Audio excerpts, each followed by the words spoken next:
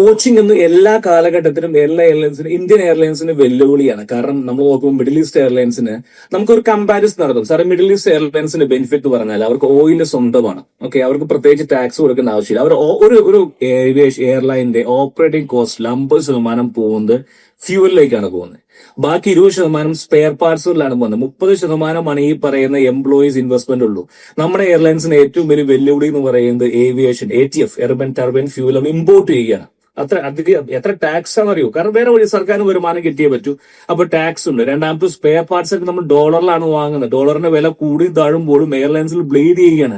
ഒരു പരിധി കഴിഞ്ഞിട്ട് നമുക്ക് എംപ്ലോയീസിൽ ഇൻവെസ്റ്റ് ചെയ്യാൻ സാധിക്കില്ല.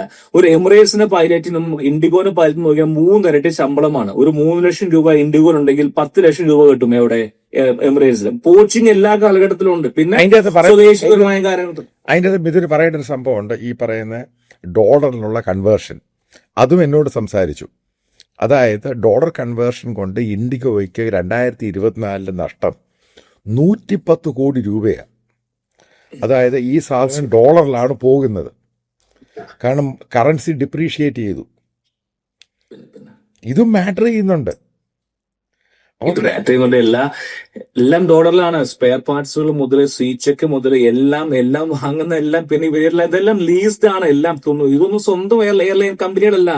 ലീസ് എല്ലാം ഒരുപക്ഷെ പുറത്തായിരിക്കും. അയർലൻഡിലോ അല്ലെങ്കിൽ UK ഏതെങ്കിലും കമ്പനികൾ സബ് ലീസ് എടുത്തായിരിക്കും ചെയ്യുന്നത്. ആ ലീസ് എമൗണ്ടും പണം കൊടുക്കേണ്ടത് ഡോളറിലാണ്. അത് വാടക കൊടുക്കുന്നത് ഡോളറിലാണ് കൊടുക്കുന്നത്. അപ്പൊ ഡോളറിൽ വരുന്ന വ്യതിയാനം ഒരു ഏവിയേഷൻ ഒരു കമ്പനിയുടെ എഫക്ട് ചെയ്യുന്നതായിരിക്കും.